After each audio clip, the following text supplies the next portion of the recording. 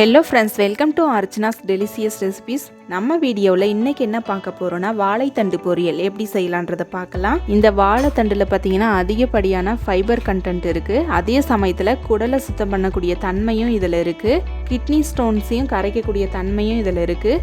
இது ரொம்ப ரொம்ப நல்லதும் கூட. வாங்க எப்படி செய்யலான்றதை பார்க்கலாம். வீடியோக்குள்ளே போகிறதுக்கு முன்னாடி ஃபர்ஸ்ட் டைம் நம்மளோட சேனலை பார்க்குற ஃப்ரெண்ட்ஸாக இருந்தால் மறக்காமல் சப்ஸ்கிரைப் பண்ணிக்கோங்க. பக்கத்தில் உள்ள பெல் ஐக்கானையும் ப்ரெஸ் பண்ணிக்கோங்க. வாங்க வீடியோக்குள்ளே போகலாம். அதுக்கு ஒரு வாழைத்தண்டை எடுத்துக்கலாம். அந்த வாழைத்தண்டில் மேலே உள்ள மட்டையெல்லாம் உரிச்சிட்டு இது மாதிரி ஷைனிங்காக ஒரு பகுதி வரும். அந்த பகுதி எல்லாத்தையும் கத்தி வச்சு இது மாதிரி கட் பண்ணி எடுத்துக்கலாம். அதோட சாப்பிட்டோங்கன்னா நமக்கு நரன்னு இருக்கும், அதாவது சாப்பிடவே முடியாது. அதனால் நம்ம கட் பண்ணி எடுத்துடலாம்.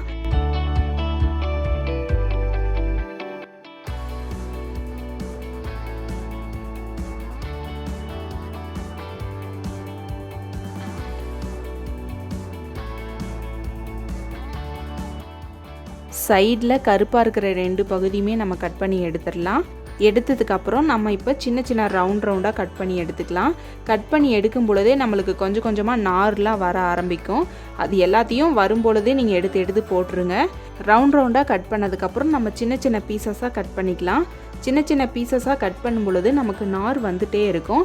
அந்த நாரை வர நீங்கள் எடுத்து போட்டுருங்க. இது போல் கட் பண்ணதுக்கப்புறம் பக்கத்தில் ஒரு பாத்திரத்தில் தண்ணி வச்சுக்கோங்க. கட் பண்ண உடனே அதில் எடுத்து போட்டுக்கோங்க. கட் பண்ணி அதிக நேரம் வச்சுட்டு இருந்தாங்கன்னா கருத்து போயிடும். அதனால் கட் பண்ண உடனே தண்ணியில் எடுத்து நம்ம போட்டுக்கலாம்.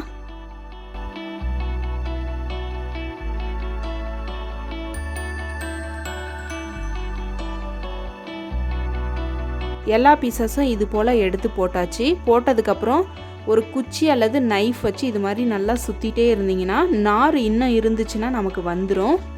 நார் இல்லைன்னா வராது. நம்ம மோஸ்ட்டாக கட் பண்ணும் பொழுது எல்லா நாரையும் எடுத்துட்டோம்.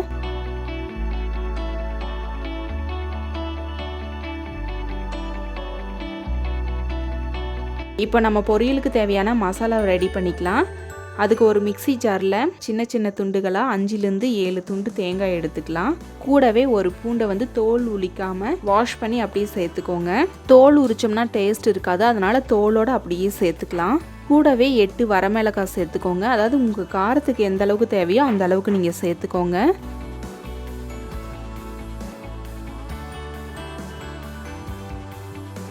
முக்கால் டேபிள் ஸ்பூன் அளவு சீரகம் சேர்த்துக்கலாம்.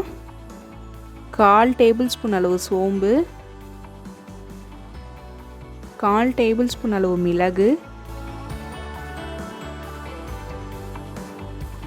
1 டீஸ்பூன் அளவு மஞ்சள் தூள். எல்லா பொருட்களையும் சேர்த்ததுக்கப்புறம் மிக்ஸி ஜாரை க்ளோஸ் பண்ணிவிட்டு இதை தண்ணி சேர்க்காமல் கொரகொரப்பாக அரைச்சி எடுத்துக்கலாம்.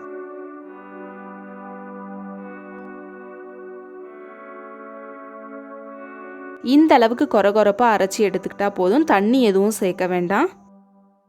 இப்போ நம்ம வாழைத்தண்டு பொரியல் செய்ய ஆரம்பிச்சிடலாம். அதுக்கு நம்ம கட் பண்ணி வச்சுருந்த வாழைத்தண்டுகள் எல்லாத்தையும் ஃபஸ்ட்டு வேக வச்சுக்கலாம். நம்ம இன்றைக்கி பாத்திரத்தில் அப்படியே தான் வேக வைக்க போகிறோம். குக்கரில் எதுவும் வைக்க போகிறதில்ல. குக்கரில் நீங்கள் வைக்கிறதா இருந்தால் 2 விசில் வரைக்கும் நீங்கள் விட்டுக்கோங்க. வாழைத்தண்டை வேக வைக்கும் பொழுதே நம்ம 1 டேபிள் ஸ்பூன் அளவு உப்பு சேர்த்துக்கலாம். அதாவது கொலன்னு வேக வைக்காமல் லைட்டாக சாஃப்டாக வெந்து வந்தாவே போதும். அப்போ தான் நம்மளோட பொரியல் டேஸ்ட்டாக இருக்கும். பாருங்கள், நம்மளோட வாழைத்தண்டெல்லாம் தண்ணியெல்லாம் சுண்டி நல்லா சாஃப்டாக வெந்து வந்துருச்சு. இப்போ இதை நம்ம வடிகட்டி எடுத்துக்கலாம். வாழைத்தண்டை மட்டும் வடிகட்டி எடுத்துக்கலாம். தண்ணி எதுவும் சேர்க்கக்கூடாது, அதனால் வடிகட்டி எடுத்து வச்சிடலாம் தனியாக.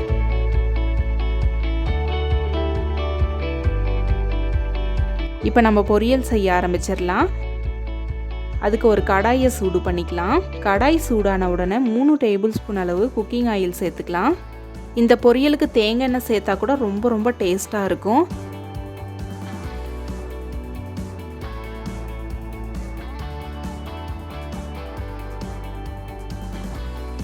ஆயில் சூடான உடனே கொஞ்சமாக கருவேப்பிலை சேர்த்துக்கலாம்.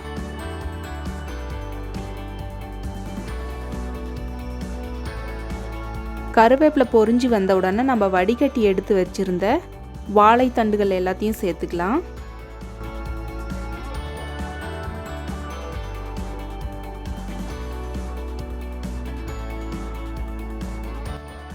சேர்த்த பிறகு 5 நிமிஷம் போல் இது எண்ணெயிலேயே ஃப்ரை பண்ணி விட்டுருங்க.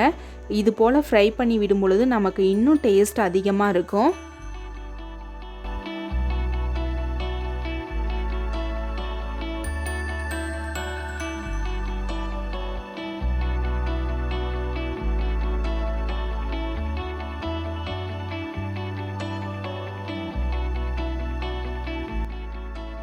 ஃப்ரை பண்ணதுக்கப்புறம் நம்ம உப்பு எந்த அளவுக்கு தேவையோ அந்த அளவுக்கு நம்ம சேர்த்துக்கலாம்.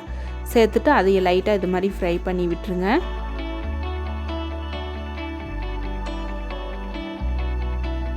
வாழைத்தண்டு 5 நிமிஷம் போல் நல்லா ஃப்ரை ஆயிடுச்சு. இப்போ நம்ம அரைச்சி வச்சுருந்த மசாலாவை சேர்த்துக்கலாம்.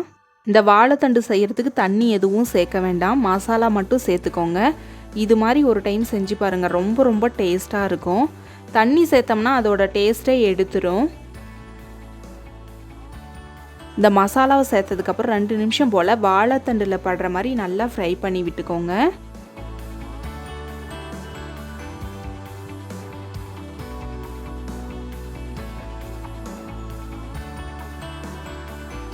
மசாலா எல்லாம் வாழைத்தண்டில் கலந்ததுக்கப்புறம் 5 நிமிஷம் போல் இதை மூடி வச்சு குக் பண்ணி எடுத்துக்கலாம். 5 நிமிஷத்துக்கு அப்புறம் ஓப்பன் பண்ணி பார்க்கலாம். நம்மளோட வாழைத்தண்டு பொரியல்லாம் ரொம்ப ரொம்ப சூப்பராக டேஸ்ட்டாக ரெடியாகி வந்துருச்சு. இது ரொம்ப ரொம்ப நல்லதும் கூட.